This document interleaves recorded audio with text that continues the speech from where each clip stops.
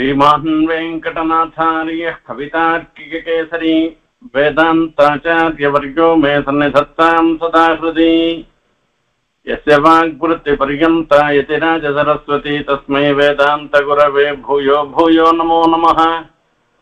विशुद्धविज्ञानघनस्वरूपं विज्ञानविश्राणनबद्धदीक्षं दयानिधिं देहभृतां शरण्यं देवं हयग्रीवमहं प्रपद्ये। तस्य यज्ञवराहस्य विष्णोरमिततेजसः प्रणामं येऽपि कुर्वन्ति तेषामपि नमो नमः।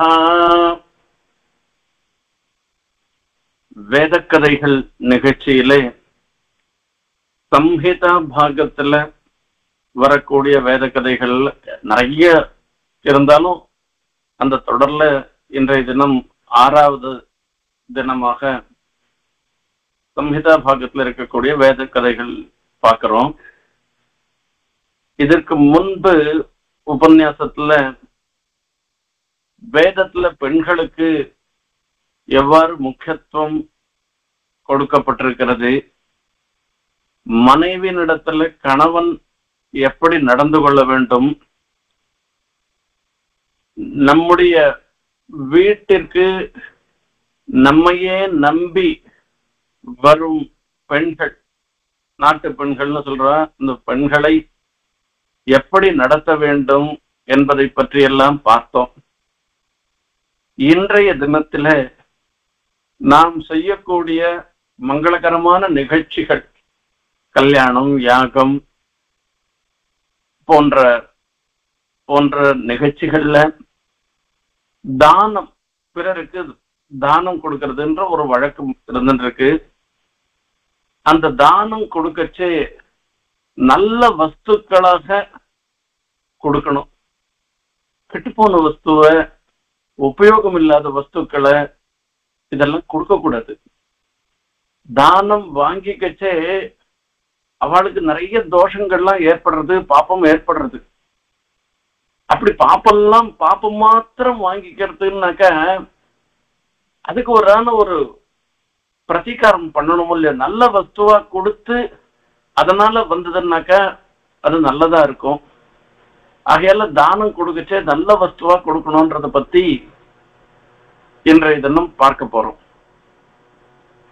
எல்லா தானங்களிலும் சிறந்த தானமாக கருதப்படுவது கோதானம். பசு தானம் பண்றது ரொம்ப விசேஷம். இந்த வைத்தரணி கோதானம்னு சொல்றது, இந்த வைத்தரணி நதியை தாண்டறதுக்கே இந்த கோதானம் தான் நமக்கு இது பண்றது. அந்த மாதிரி மோட்ச சாதனமாக இருந்துருக்கு. இந்த மாட்டினுடைய சரீரத்துல சகல தேவதைகளும் இருந்துருக்கா. இப்படி கோதானம் பண்ணா சகல தேவதைக்கும் பிரீத்தி ஏற்படுறது. அப்படிப்பட்ட கோதானத்தினுடைய விசேஷத்தை பத்தி இன்னைக்கு பார்க்க போறோம். அதே மாதிரி ஒரு நல்ல கர்மாக்களை அனுஷ்டிக்கணும்னாக்க பூமியில அனுஷ்டிக்கிறது தான் விசேஷமாக சொல்லப்படுகிறது. இப்ப இந்த பூமியினுடைய சிருஷ்டி எப்படி ஏற்பட்டது, பசுக்களுடைய சிருஷ்டி எப்படி ஏற்பட்டதுன்றத முதல்ல பார்ப்போம். அதுக்கப்புறமா இந்த கோதானத்தை பத்தி பார்க்கலாம். பிருத்திவி எப்படி உண்டாச்சு அப்படின்னா வேதம் சொல்றது, ஆபோவா இதமக்ரே சலிலமாசீத். பெருமாள் அப்பேவ சசர்ஜாதவுன்னு முதல்ல அப்பதான் சிருஷ்டி பண்ணேர்னு எல்லாம் சொல்லிருக்கு. இந்த ஒரு அக்ரே இப்ப நாம பார்த்துட்டு இருக்கிறோமே, சமுத்திரம், மலைகள், நதிகள், இப்படி எல்லாம் பார்த்துட்டு இருக்கிற இது எல்லாமே ஒரு காலத்துல எங்க பார்த்தாலும் ஒரே ஜலமா தான் இருந்துதான். இந்த வேற பூதங்கள் எதுவுமே இல்லை, மொத்தம் ஜலமாகவே இருந்துட்டு இருக்கச்சே அப்ப சிருஷ்டி பண்ணணும். அது எப்படி சிருஷ்டி பண்றதுன்னு தெரியல. இது மொத்தத்திலையும் அந்த பிரஜாபதி என்ன பண்ணாருனாக்கா, வாயுர் பூத்வா ஜரத். இது எல்லாத்துலயும் வியாபிச்சுண்டு வாயுவாக இருந்துட்டு இதெல்லாம் வியாபிச்சுண்டு இருந்தேராம். அப்படி பார்க்கச்சே அந்த பூமிக்குள்ள ஒரு இது இருந்திருக்கு, பிருத்திவி இருந்ததை அவர் பார்த்துட்டேன். பிருத்திவி இருந்ததை பார்த்த உடனே அந்த பிருத்திவிக்கு அது எப்படியான வெளியில கொண்டு வரணும். பூமி இருக்கு, ஜலத்துக்குள்ள பிருத்திவி இருந்திருக்கு. அதை பார்த்து அதை வெளியில கொண்டு வரணும்னு தீர்மானம் பண்ணிட்டேன்.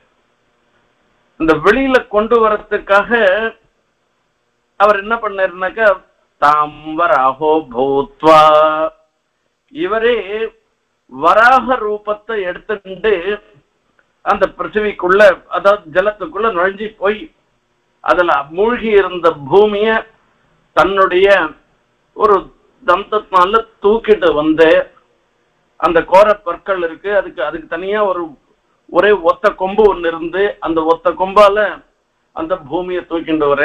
இந்த வராகாவதாரம் நாம பார்த்தா தெரியும், பூமி பிராட்டிய பெருமாள் எப்படி ஆயிடுச்சு வரேன்றது தெரியும். அப்படி வரச்சே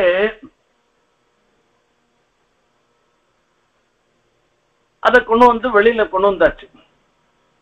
இது எத்தனையோ நாளா இது சமுத்திரத்துக்குள்ள இருந்திருக்கிறதுனால, ஜலத்துக்குள்ள இருந்திருக்கிறதுனால இதுல பார்த்தோம்னாக்கா ஒரே பாசி தூத்து கிடந்ததாக இருந்திருக்கு. இந்த பாசி தூத்து கிடந்த இந்த அதுக்கு எல்லாத்தையும் அந்த பாசி எல்லாம் போக்கடிச்சு அது மேல இருக்கிற அழுக்கெல்லாம் தாம் விஸ்வகர்மா பூத்வா, இவரே விஸ்வகர்மாவாக ஆகி அது எல்லாத்தையும் தொடச்சு விட்டேறோம். ஆகையால அதுக்கப்புறமா என்ன பண்ணாருனாக்க, எத்தனையோ நாள் தபஸ் பண்றேன். இப்படி தபஸ் பண்ணி சிருஷ்டி பண்ண ஆரம்பிக்கிறேன்.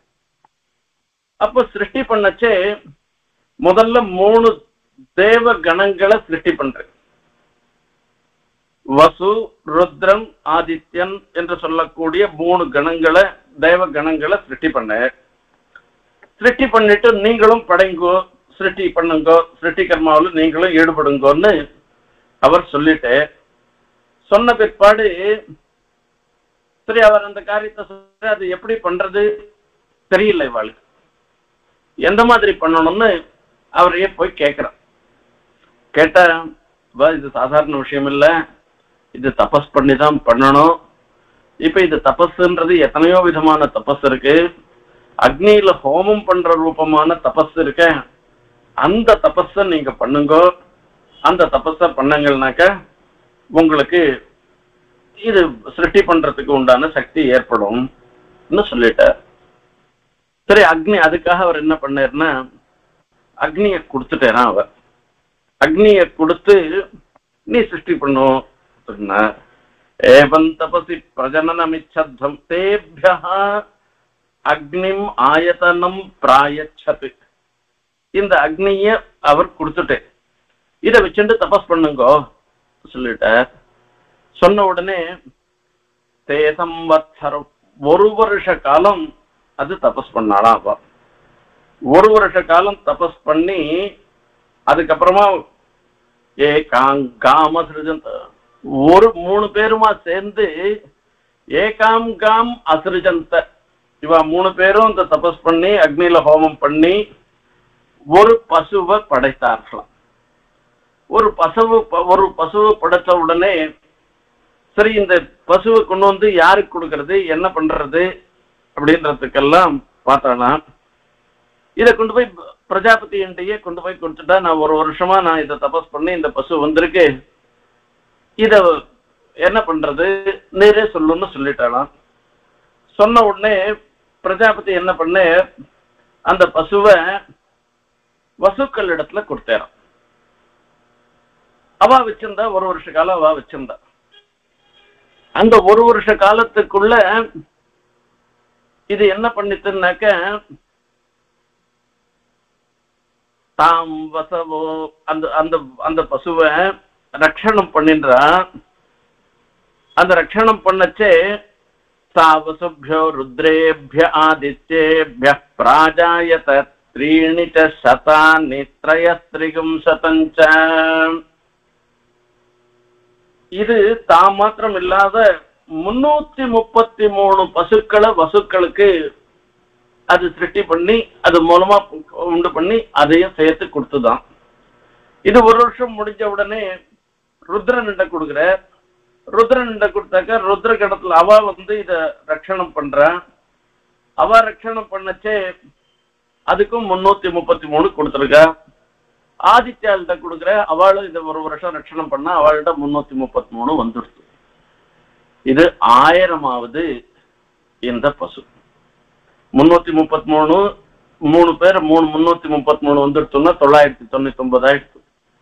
இது 1000வது பசு. இது இந்த 1000வது பசுவை யாருக்கு கொடுக்கறது? இது சஹஸ்ர தம்பி அப்படின்னு பேர் இதுக்கு. இந்த 1000வது பசுவை யாருக்கு கொடுக்கறது அப்படின்றத பத்தி பெரிய விசாரம் இந்த இடத்துல வேதத்துல பண்றது.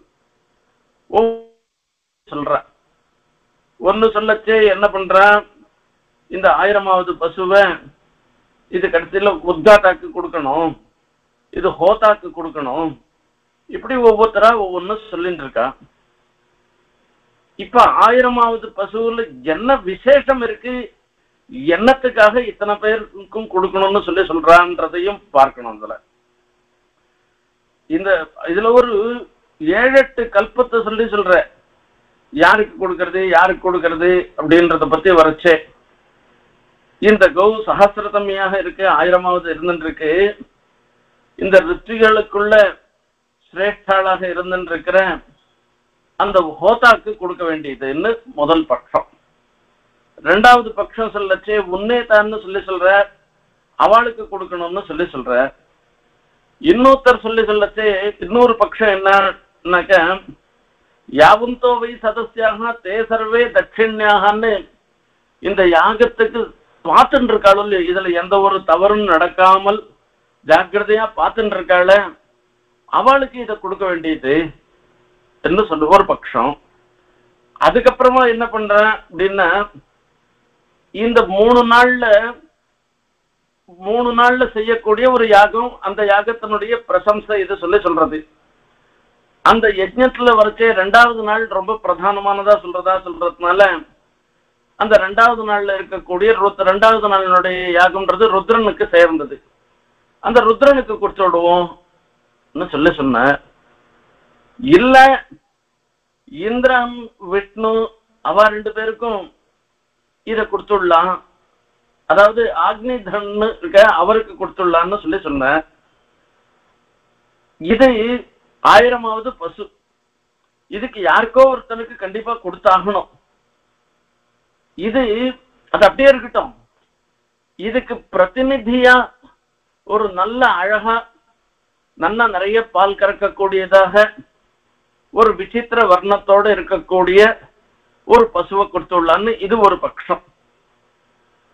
இன்னும் இந்த மாதிரி சில வேற வேற பட்சங்கள்லாம் சொல்லப்படுகின்றன. அப்படி இந்த 1000வது பசுக்கு ஏன் அவ்வளவு விசேஷம் வருது,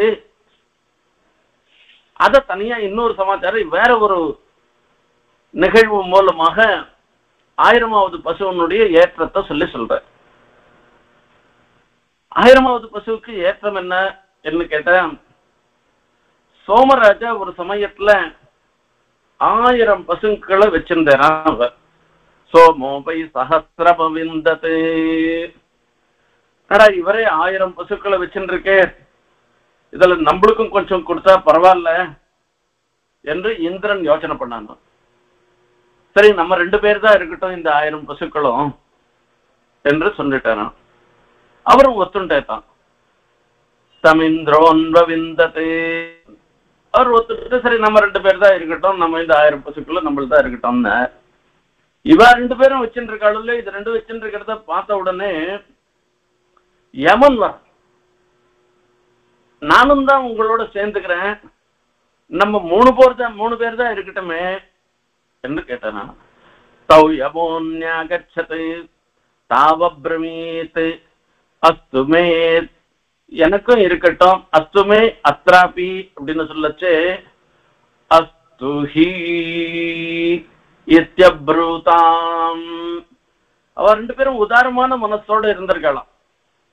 அப்படியே இருக்கட்டுமே என்று சொல்ற.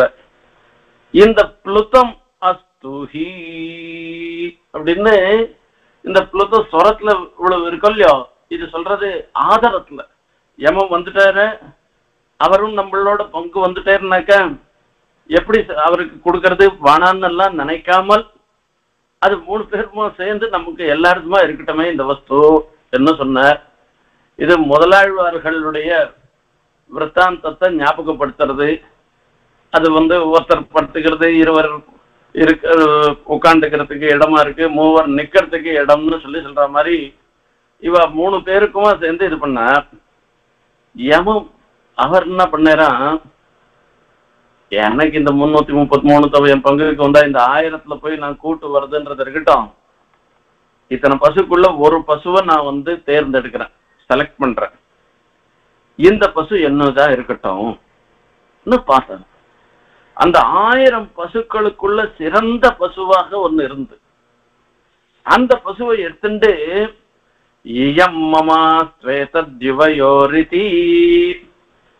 இந்த ரொம்ப நல்ல பசு இருக்கு, இது என்னைதான் இருக்கட்டும், மீதி 999 நீங்க 2 பேரும் வச்சுக்கோங்க, எனக்கு அதை பத்தி ஒண்ணும் வேண்டாம்.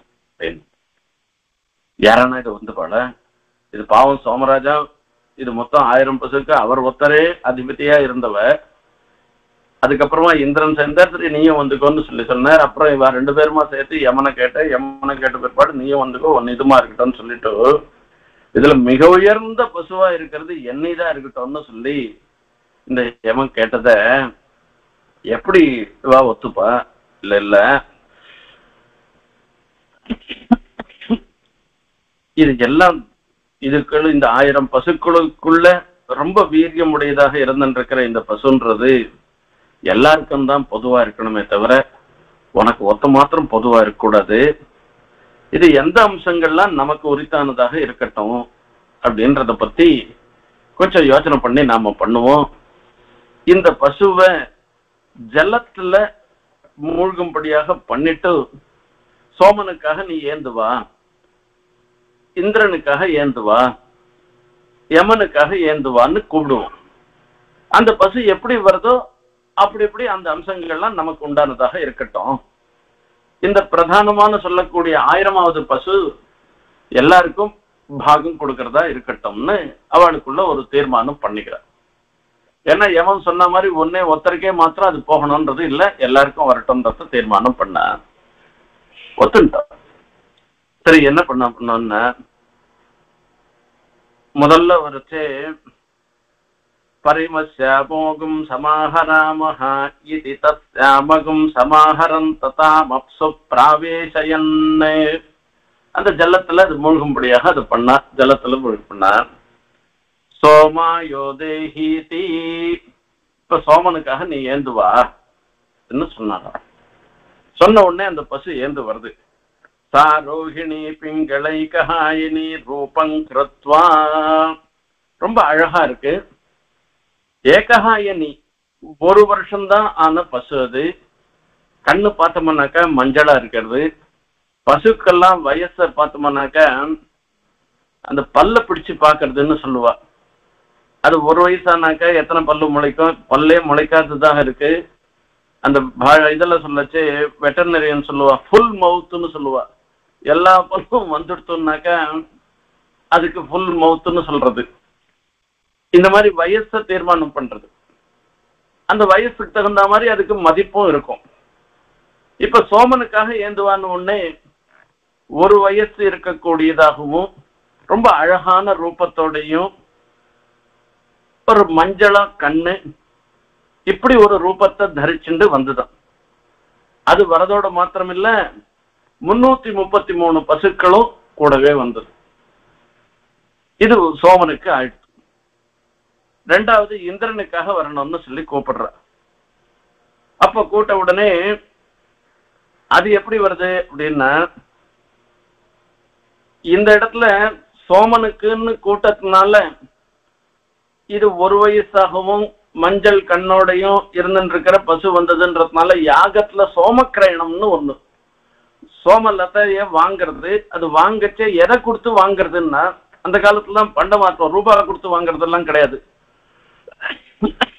1 வயசா இருக்கக்கூடிய ஒரு பசு, அது கண்ணும் மஞ்சளாக பழுப்பு நிறத்துல இருக்கக்கூடிய பசுவை கொடுத்து சோமக்கிரயணம் பண்றதுன்றது யாகத்துல ஒரு வழக்கம். அதே மாதிரி இந்திரனுக்காக ஏந்துவான்னு சொல்லி சொன்னாலாம். இந்திரனுக்காக ஏந்துவான்னு சொன்ன உடனே அதுவும் ஏந்து வருது. இந்திராயோதேஹீதி சாரோகிணி லக்ஷ்மண பட்டௌஹி வார்த்ரக்னி ரூபம் கிருத்வா. 4 வயசு இருக்கக்கூடிய மதிக்கக்கூடிய ஒரு ரூபத்தோட அந்த பசு இந்திரனுக்காக வரைச்சே ஏற்பட்டது வந்துதான். அது பார்த்தோம்னாக்கா சேப்பு பசு, செவில் பசுன்னு சொல்லுவா. அந்த பசு ரொம்ப அழகா இருந்திருக்கு. அதுவும் தன்னோட கூட 333 பசுக்கள் அது இந்திரனுக்காக வந்துடுது. 3ஆவதா யமனுக்காக வரணும். அப்போ அந்த யமனுக்காக வரச்சே எப்படி வந்தது என்ன சொல்லச்சே, யமாயோதேஹீதி சாஜரதி மூர்காதச்ச கன்யா ரூபம் கிருத்வா. யமனுக்காக வரச்சே கழப்பசுவா வந்துதான். கழப்பசுவோட வருது இல்ல, முற்ற பசுவாவும் வந்தான். மூர்கா, இந்த பசுக்களுக்குள்ளேயே எளப்பமா இருக்கிற பசு. இதே மாதிரி 333 பசுக்கள். இது எல்லாம் வந்துட்டு இப்ப 1000வது பசுவாக இந்த பசு இருந்துட்டு இருக்கு. இந்த 1000வது பசுவை யாருக்கு தானம் பண்றோமோ அது ஒரு பசுவை தானம் பண்ணா கூட 1000 பசுக்களை தானமாக வாங்கின்றதுக்கு சமானமாக ஆறுது. இந்த 1000வது பசுவை யார்கிட்ட போறது, யாருக்கு கொடுக்கறதுன்னா, அங்கேருந்து பெருமாள் என்ன பண்ற, விஷ்ணு ரூபமாக எடுத்துட்டு இந்த 1000வது பசுவை எனக்கு கொடுத்துருவோம் சொல்ற. இந்திரனுக்கு அப்பப்போ பொறாம வந்துடும். பெருமாளே இதை எடுத்தும் போயிட்டேன்னா 1000வது பசுதான் எல்லா பசுக்களுக்கு காட்டிலும் வசந்த பசுவா இருக்கு. இந்த பசுவை பெருமாளை எடுத்தும் போயிட்டாருனாக்கா தனக்கு இல்லாத போயிடுமே, என்ன பண்றது? இல்ல என்னையும் கூட்டுக்கோ, எங்க 2 பேருக்கா கொடு அப்படின்னு. சரி, 2 பேருக்கும் கொடுத்தா சமானமான பாகமா கொடுக்கணுமா? இல்ல, நான் தான் இந்திரன், நான் தான் தேவதைகளுக்கெல்லாம் அதிபதியா இருக்கேன், எனக்கு அதிகமா கொடுக்கணும் அப்படின்னு. சரி கொடுத்தா திரேதா விபக்தம் வை. திரேதா விபக்தம் 3 பண்ணி அதுல என்ன பண்ணா 2 பங்கு இந்திரனுக்கு, 1 பங்கு விஷ்ணுக்குன்னு கொடுத்து அவளுக்குள்ள ஒரு காம்ப்ரமைஸ் பண்ணிட்டா.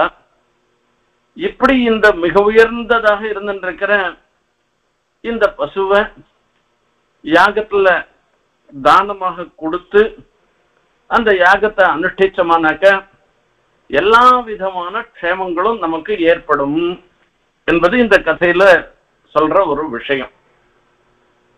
இந்த கதையில சொல்ற விஷயங்கள்ல வரைச்சே இது மூலமாக பல நீதி நமக்கு தெரியுது.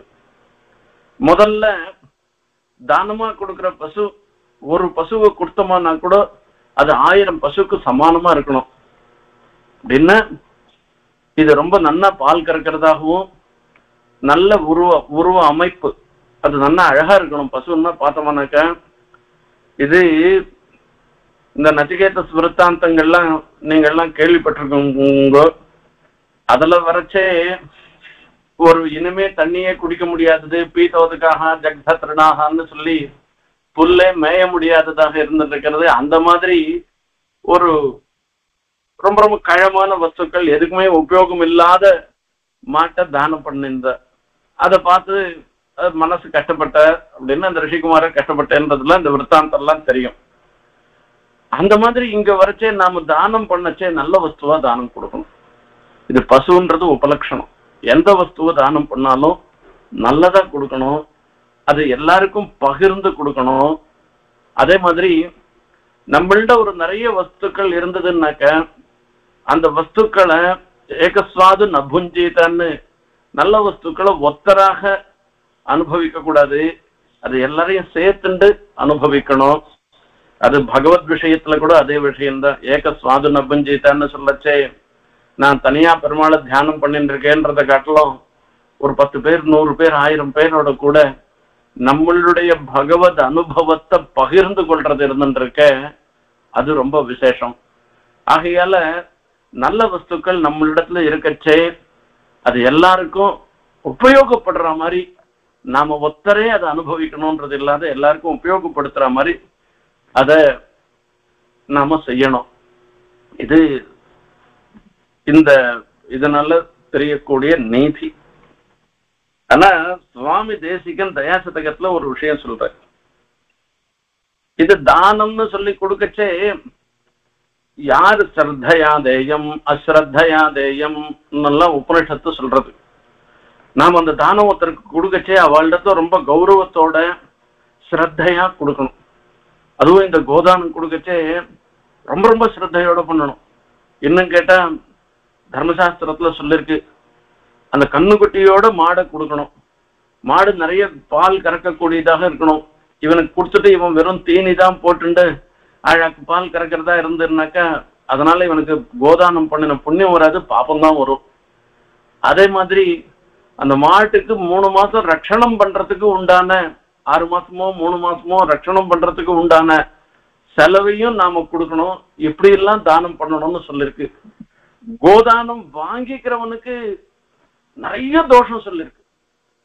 இவ்வளவு பெரிய தோஷம் சொல்லிருக்கச்சே அதுவும் ஒரு பசுவை நல்ல உயர்ந்த பசுவா கொடுத்தோமானா 1000 பசுக்கு சமானமான ஒரு வஸ்துவை கொடுத்தோமானாக்கா 1000 பசுவை வாங்கிக்கிறான்னாக்கா அதனால அவனுக்கு பெரிய பாப்பம் மூட்டையா வந்து சேர்ந்துடுமே. அந்த பாப்பத்தை போக்கடிக்கிறது எப்படின்னா அதுக்கெல்லாம் ஒரு நியமம் இருக்கு. வெறுமை ஏதோ கொடுத்தானேன்னு வாங்கிட்டு வரக்கூடாது. அதுக்கு சில மந்திரங்கள் எல்லாம் சொல்லி அந்த நியமத்தை பரிபாலனம் பண்ணி வாங்கிட்டாருனாக்கா இதனால வரக்கூடிய தோஷம் அவனுக்கு வராது. ஆகையால நாம கொடுக்கிற வஸ்து, தானமா கொடுக்கிற வஸ்துவை ஸ்ரத்தையா கொடுக்கணும். அஸ்ரத்தையா அதேயம், அதுல எத்தையோ ஒண்ணு கொடுத்து எடுத்தும் போ அப்படின்னு சொல்லி கொடுக்க கூடாது. அது சுவாமி இதை சமர்ப்பிக்கிறேன் தேவர் ஸ்வீகரிச்சுக்கணும்னு சொல்லி பிரார்த்தனை பண்ணி கொடுக்க வேண்டிய ஒரு விஷயம். இப்படி மகாத்மாக்களுக்கெல்லாம் பெரியவாளுக்கு தான் நம்ம இதெல்லாம் சமர்ப்பிக்கிறோம். ஆச்சாரியனுக்கு கொடுக்கச்சே ஏதோ நம்மளுடைய வஸ்து ஏதான ஒரு பிரகாரத்துல ஆச்சாரியனுக்கு உபயோகப்பட்டதுன்னாக்கா அதை காட்டிலும் சந்தோஷம் வேற ஒண்ணுமே கிடையாது. பெருமாளுக்கும் நம்மளுடைய வஸ்து ஏதான ஒரு பிரகாரம் உபயோகப்பட்டதுன்னா சந்தோஷம்னு சொல்லி சொல்ற. தயாசதகத்துல ஒரு விஷயம் சொல்றார், ஔத்சுக்கிய பூர்வம் உபகிருத்திய மகாபராதான்றதுல நம்மள்ட பெருமாளுக்கு சமர்ப்பிக்கிற மாதிரி ஒரு வஸ்துவும் இல்லையே, நம்ம பண்ண பாப்பம்தான் இருந்துட்டு இருக்கு, இதை போய் கொண்டு கொடுக்குறோம் அப்படின்னா அதுல இந்த ஒரு பாப்பத்தை சமர்ப்பிக்கிறோம், இதையே பெருமாளுக்கு உபகாரமா சமர்ப்பிக்கச்சே அதுல உற்சாகமா ஐயோ இப்படி ஒரு சரியா இல்லாத வஸ்துவை கொடுக்கிறோமேன்ற ஒரு லஜ்ஜை இல்லாத அதுலயே கொடுக்கறதுல ஒரு உற்சாகத்தோட கொடுத்தா கூட அந்த தயாதேவி அதை மொத்தத்தையும் ஒரு பாக்கி இல்லாமல் அதை அங்கீகரிக்கிறா என்றெல்லாம் சுவாமி தேசிகன் சாதிக்கிறார். அது பெருமாள் அவ வாங்கி, அதாவது பெருமாளுக்கு சமர்ப்பணம் பண்ணச்சே நாமிடும் பச்சையை பார்ப்பதில்லை என்பதாக சொல்லுகிறார். பத்திரம் புஷ்பம் பலந்தோயம் யோமே பக்தியா பிரயச்சத்தின்னு அந்த பக்தி தான் ரொம்ப முக்கியம். அந்த மாதிரி வஸ்துக்கள் எல்லாரும் உயர்ந்த 1000 கோதானம் பண்ணணும், 1000 மாட்டுக்கு சமானமான விசேஷமான தானம் பண்ணணும்னாக்கா நான் எங்க போவேன், எனக்கும் கோதானம் பண்ணணும்னு ஆசை இருக்குன்னா கூட ஏதோ என்னால முடிஞ்சது இதை ஸ்வீகரிச்சுண்டு அனுகிரகம் பண்ணணும்னு அந்த பக்தியோட சமர்ப்பிக்கிறது இருக்க அதுதான் எல்லாத்த காட்டிலும் மேம்பட்டதுன்னு சொல்ற. அந்த ரீதியில நாம தானம் பண்ற வஸ்துக்களை கூடிய வரைக்கும் நல்ல வஸ்துக்களாகவும் அவளிடத்துல ஒரு ஸ்ரத்தையோடையும் அஸ்ரத்த இல்லாமலும் இந்த தானம் பண்ணணும்ன்றத விருத்தாந்தம் நமக்கு தெரிவிக்கின்றது.